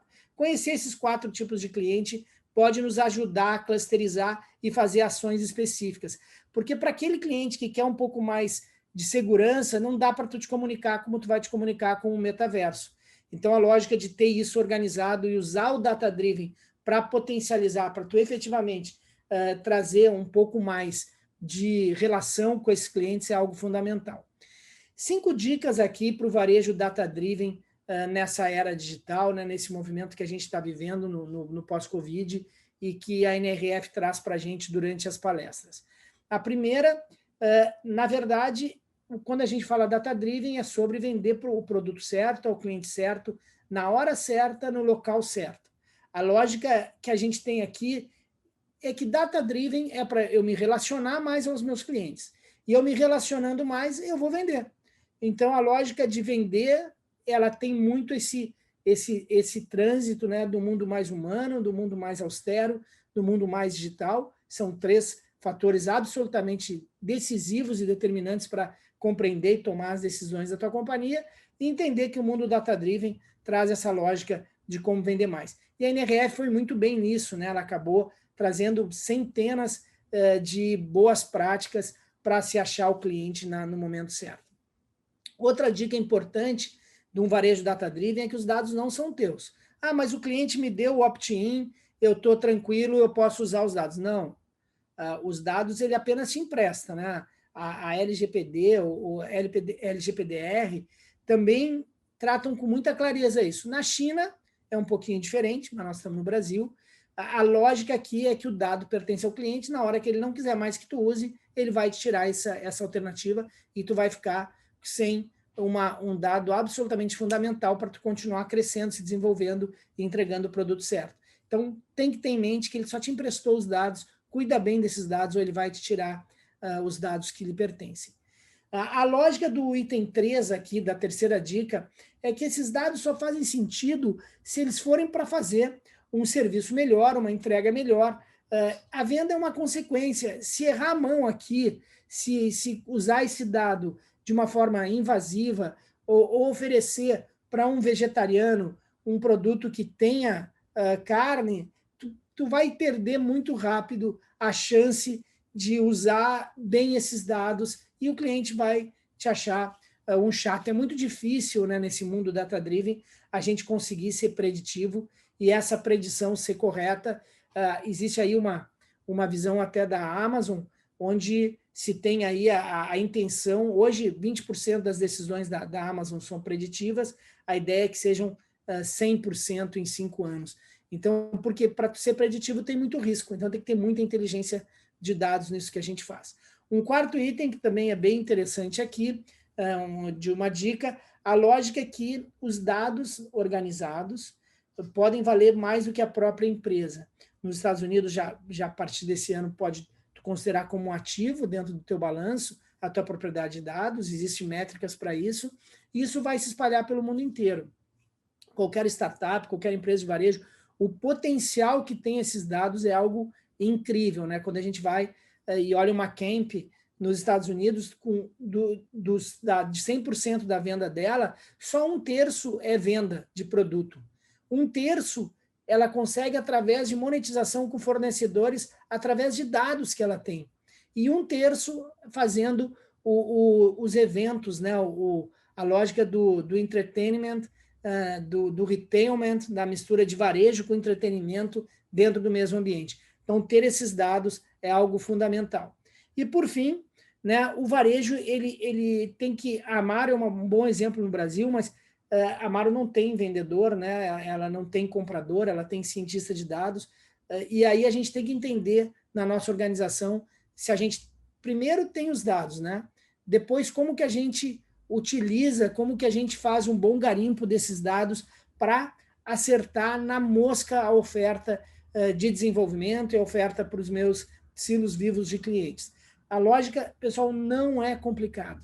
Os dados são fundamentais. É um varejo data-driven. Peça ajuda para empresas, para isso. Não, as empresas não resolvem o mundo data-driven sozinhas. Elas precisam de soluções SaaS, soluções de software as a service, que são baratas, 100, 200, 300, 400 reais por mês. Tu vai conseguir uma solução que vai te ajudar a organizar esses dados e tu vai poder te relacionar com esses clientes. Fique esperto com essas dicas desse mundo data-driven para o varejo, que tu vai ter bastante coisa para usufruir disso. O penúltimo aqui, takeaway do dia, né? O nono, disrupção dos modelos.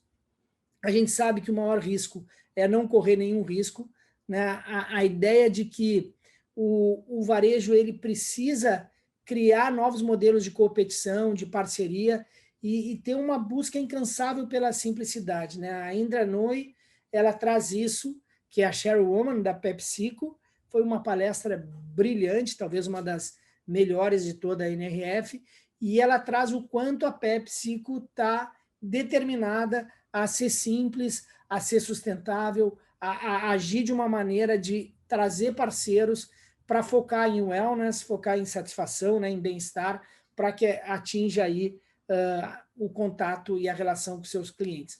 A lógica é que existem muitos modelos. O varejo clássico, uma vitrine, né, sobe a grade, abre a porta, tem lá o balcão, os produtos na prateleira, o vendedor, o gerente, o caixa. Isso não faz mais sentido. É a lógica de que a gente tem que ter um varejo conectado com a indústria em real time. O maior desespero do varejo sempre foi o custo do estoque, principalmente do estoque que é remarcado ou do estoque que é perdido no fim de cada estação. Não, a era digital ela não permite a gente ter aí mais desperdício. E olhar para os modelos de disrupção, para esse ambiente de experiência, como é que eu faço para vender mais sem ter que ter mais em estoque, né? Existem soluções prontas e bem interessantes sobre esse ambiente. A gente tem aqui um exemplozinho de um modelo de como que uma marca no oeste de Hollywood, que é a Robot Market, como é que ela está fazendo em modelo disruptivo com a indústria de levar à porta dos clientes aí um pouco de como é que funciona o dia a dia, né? De poder comprar e chegar um produto na porta da tua casa. É um bom exemplo que a NRF trouxe de novos modelos. Tem automação, é uma coisa que está distante, quando a gente pensa de um carro chegar na tua casa com os produtos, mas não é tão distante assim se tu encontrar os parceiros certos, com gente já pensando nisso. Então, segue um exemplo aqui para vocês pensarem no assunto. Eu trouxe aqui 8 vetores da disrupção para comentar com vocês, que eu acho que são fundamentais aqui nesse nono takeaway. A austeridade e o fim do desperdício, né? É um mundo com muito menos grana, né? As pessoas estão trabalhando o triplo para ganhar um terço. A lógica é que a gente tem que não só pensar em como eu entrego um produto, que esse produto seja necessário para o dia a dia desse cliente e que não seja um desperdício, o que faz com esse produto depois que o cliente não quer mais, ou como é que eu realmente me readapto a esse movimento desse ambiente. É uma lógica que tem muita coisa de disrupção associada a reuso, ao second round, como vocês viram o Thiago apresentando. É uma lógica que tem aí também bastante subscrição, vocês também viram isso nas apresentações de hoje, e é uma lógica que a gente tem a percepção clara de que esse fim do desperdício está também associado à cadeia de abastecimento, ou seja, não há mais como a indústria simplesmente mandar o produto para o varejo que se vire a vender. A verdade é que o varejo tem que ser um showroom da indústria e conseguir ser remunerado por isso, como vários exemplos a gente viu aqui, inclusive como a gente viveu no Pier X aí do Shopping Iguatemi. Um segundo elemento muito importante como vetor da disrupção é a lógica do conversational commerce. Nessa lógica do conversational commerce, a gente traz muita coisa importante aqui, né? Em especial os negócios que são feitos dentro das redes sociais, dentro do Insta, dentro do TikTok, dentro do WhatsApp, e a venda ser na mesma velocidade com que tu está conversando com o cliente. A lógica é que os clientes vão transacionar dinheiro hoje, como transacionam, como trocam mensagens, é absolutamente verdade. Então, a lógica aqui de trazer a compreensão sobre isso é super relevante. Na lógica de competição e de parcerias, ou seja, eu posso fazer uma parceria com outro grande varejista, posso fazer parceria com o meu maior concorrente, eu não acho nenhum problema de você vender dentro da sua loja o produto do seu maior concorrente. Pode ser que ele não esteja na sua cidade, pode ser que seja importante para chegar o produto dele até o seu cliente ser pela sua mão. Então, a lógica é que a gente tem que se desapegar um pouco dos modelos clássicos que a gente viu até aqui. E tudo que eu estou falando aqui não é para lojista de São Paulo, ou do Rio de Janeiro, ou de Porto Alegre, é para qualquer lojista. Não tem mais diferença se tu está no interior, se tu está lá em Santa Maria, ou se tu está em Natal, ou se tu está em São Paulo. A verdade é que tu realmente pode te reinventar mais do que pode e deve. A lógica de tudo de casa, né? Everything from home, isso é uma super oportunidade, né? A gente está vendo aí a educação se reinventar completamente, a gente está vendo as lógicas de workout, né, de academia, também se reinventarem completamente. A gente tem aqui uma chance imensa para conseguir levar a nossa solução para dentro da casa dos nossos clientes. A gente tem que ficar muito atento a essas possibilidades. O 5G como o fim das barreiras de tempo e distância. Aqui a gente tem um ambiente também bastante importante, né? A lógica de que, vocês sabem disso, né? Desde 1980, quando chegou o 1G, a cada 10 anos a gente pulou 1G e vai continuar assim. O 6G já está para 2030, né? Foi lançado um satélite agora em novembro, chinês, para o 6G, e cada G aumenta em 100 vezes o potencial do G anterior. Então, o 5G vai ser algo incrível aí que a gente já está experimentando. Até 2023, isso já vai estar em 80% das pessoas do mundo, e ele elimina barreiras de tempo e distância. Não existe mais sentido nenhum para tu armazenar qualquer coisa contigo, pode ficar tudo na nuvem, e isso é algo bem importante aí como vetor da disrupção. A inteligência artificial crescendo barbaramente, né? Dentro do varejo, a gente viu a NRE falando que ela vai atuar primeiro para simplificar e automatizar os estoques de forecasting, 2 elementos que ela vai atuar de forma bem importante. Aqui um dado importante, né? 8% dos perecíveis não são vendidos, são produtos que vão para o lixo. A inteligência artificial é para tornar que isso não vá para o lixo, vá para uma condição melhor para os clientes. A lógica de eu ter o pricing, o preço automaticamente sendo refeito para evitar que eu deixe de vender qualquer item que está perecendo. A lógica é que 70% hoje do markdown é feito manualmente, não pode ser assim, né? A gente tem aí uma lógica de automatizar esses processos. Machine Learning, blockchain, aqui tem um monte de coisas importantes para serem vistas. Não é tão urgência de agora, mas a gente também passou grandes referências sobre isso. E, por fim, um outro vetor desse penúltimo takeaway, a lógica das cidades inteligentes. A gente tem muita coisa das cidades inteligentes. A gente tem aqui esse exemplo que é de Chongqing. É uma cidade a 1 hora de Pequim, uma cidade que está sendo feita toda ela para se ambientar a esse mundo data-driven, a essa lógica que a gente tem de poder que os produtos sigam um caminho natural, que a educação aconteça onde tem que acontecer. E a China está dando um show nas Smart Cities. Eu fui de Pequim a Xangai, 3 horas, 350 quilômetros, 1 hora de trem-bala, e a gente vê a cada 100 quilômetros, pelo menos uma Smart City, às vezes 2, nascendo, mas não se preocupem com a Smart City em si, mas sim com a casa inteligente, né? Com a Smart House. A lógica é que o IoT, a internet das coisas, vai possibilitar que a casa seja inteligente, que o prédio que tu mora seja inteligente. Hoje tem vários prédios sendo construídos aqui em Porto Alegre que não tem, que o carro já é um carro compartilhado. Então, a gente tem aí muita coisa legal para usar em relação para aprender com as Smart Cities chinesas, adaptar elas ao nosso bairro, ao nosso prédio, à nossa casa e se conectar com o cliente.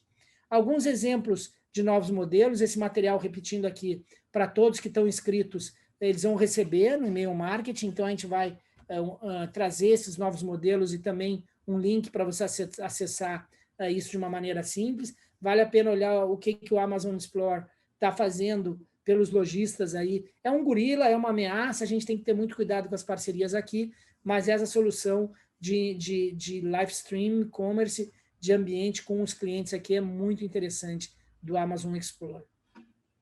Por fim, o nosso último takeaway de hoje, né? Muito feliz com essa entrega, 1h30 de muito conteúdo, se diz respeito à era das plataformas e dos marketplaces. A lógica é que não é ser sobre físico ou digital, e sim sobre estar presente. Aqui tem uma frase da Lia Hu, que ela diz o seguinte, que ela é a dona da Shops, e o que ela traz, né? O live stream é algo fundamental para quem está nos ouvindo efetivamente colocar na sua lógica, no seu dia a dia, porque tem muito negócio sendo feito dentro dessas plataformas. O conceito de plataforma, ele se confunde um pouco com o marketplace, são duas coisas distintas. Na verdade, a plataforma e o marketplace é basicamente um intermediário, né? É como se fosse uma lógica aí da Amazon quando tu compra um produto, né? Tu compra da Amazon e a Amazon te repassa um produto dela ou de algum terceiro, mas tu só negocia com ela, né? Existe um carrinho único, um lugar único de compra, e negócio de plataforma é um pouquinho diferente. Ele realmente faz a aproximação entre demanda e oferta, como um Airbnb, por exemplo. Ele te dá uma série de alternativas para tu escolher aquilo que melhor te convém. Eu prefiro muito mais negócios de plataforma do que marketplace, porque marketplace, alguns dão os dados para os varejistas, outros não dão, e o marketplace ele é um intermediário que ele mais ou menos decide o que vai fazer com esse cliente, o que vai ser oferecido, o que ele vai receber de push. E no negócio de plataforma, isso é um pouco mais amistoso. Então, a gente também vai entregar um material para quem nos está ouvindo aqui, bem bacana sobre negócio de plataforma. Basta vocês estarem próximos aqui da FFX, clicarem no sininho aqui, ficarem prontos, que a gente vai estar durante todo o ano trazendo esses conteúdos. Entre 50% e 60% do e-commerce acontece dentro das plataformas, e a gente sabe que o e-commerce ele supera globalmente em 2023, no final de 2023, o negócio físico, isso no mundo. Na China já passou, em várias categorias, inclusive no Brasil já passou, mas imagina que eu tenho a metade disso vindo de plataforma e isso representando mais da metade dos negócios, então eu tenho que estar dentro de plataforma de alguma maneira, estar associado aos marketplaces que interessam, é algo, né, um takeaway muito relevante. Alguns dados aqui, só para destacar, 81% das empresas americanas, a rede social e e-commerce já está sincronizado, destaca mais ainda essa importância, né? Acho que no Brasil a gente está um pouco mais distante. 19% dos varejistas americanos conseguem entregar em 2 horas e 64% dos americanos querem pagar com as suas digital wallets, que é um click buy, e aí é muito mais simples, não tem que botar o cartão de crédito toda vez. A lógica aqui que a gente tem é bastante importante, muito cuidado com os marketplaces dominantes, que determinam qual é a qualidade da entrega, que determinam qual é o que se faz com os dados e que determinam o custo disso. Esse marketplace não é um parceiro confiável, né? Pode precisar estar lá dentro, mas cria alternativas para não depender só dele. E o business de plataforma, sim, esse normalmente são grandes parceiros. Aqui alguns exemplos de plataforma de marketplace que vai ficar no material para vocês poderem pesquisar um pouco depois. E aqui, então, eu vou fazendo o arredondamento, né, o fechamento dos nossos 10 takeaways. Lembrando que a NRF, ela tem o presidente atual da NRF, ele tem uma pegada, né, de plataforma. O Mike George, ele é um dos 10 maiores operadores de e-commerce, e a gente chegou a ver dias praticamente inteiros só de plataforma ou de e-commerce sendo atendidos. No dia de ontem, na sexta-feira, melhor, que foi o último dia de NRF, de 15 palestras, só 2 trouxeram o varejo físico se reinventando e 4 trouxeram novas plataformas. Então, a gente tem que ficar atento a esse ambiente de profunda transformação. A gente tem aqui a lógica de ter um primeiro takeaway de Next Normal, com a referência de estar a gente em constante adaptação, os 3 takeaways de Together, de junto, que a Mari trouxe, de liderança no caos, de community-centric, de força da cultura, os 3 que o Thiago trouxe, o serviço como experiência, a lógica que a gente tem que pensar em digital first, junto com essa lógica, tem a lógica do API first, né? Tudo que eu faço tem que ser plugável, tem que ser modular, tem que ser conectado, isso me permite estar nas plataformas em diferentes formas, a lógica do Now Customer, a lógica que é agora, achar o cliente onde ele está, onde ele quer comprar, da forma como ele está precisando de ti naquele instante, a lógica dos 3 que eu trouxe, o varejo data-driven, a disrupção dos modelos e a era das plataformas e dos marketplaces.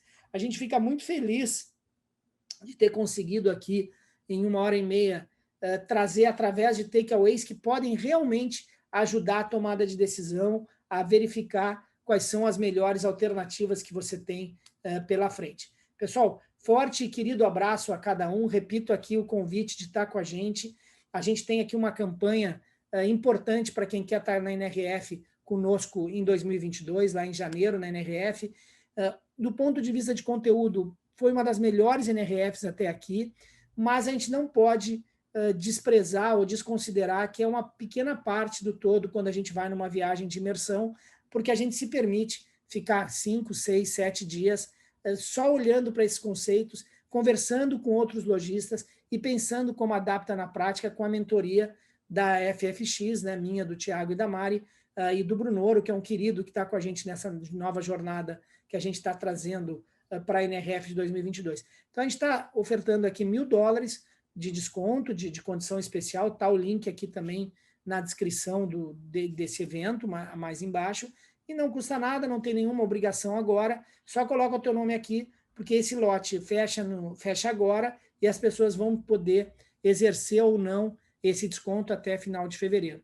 Mas a gente está fazendo realmente um lote muito promocional, exclusivo para varejista, para estar com a gente na NRF, e todo o modelo é um modelo muito mais pensado na experiência, no aprendizado, na troca, no networking, de uma maneira sem dispersar grana, sem gastar mais do que precisa, por isso que a gente tem a melhor relação custo-benefício aí da NRF de 22. Fica o convite para vocês estarem conosco, adorei estar aqui, em meu nome, em nome do Brunoro, em nome da Mari, em nome do Thiago, fiquem bem, usem esse material, compartilhem esse material é de vocês, a gente fica feliz de ter estado com vocês durante esses, agora, 7 dias muito intensos e que serviu para nós de muito aprendizado. Normalmente a gente constrói isso juntos, é o que a gente vai fazer na NRF 2022, dessa vez, nesse formato digital, a gente acabou construindo e compartilhando, aprendendo um pouco com o que foi trocado no chat,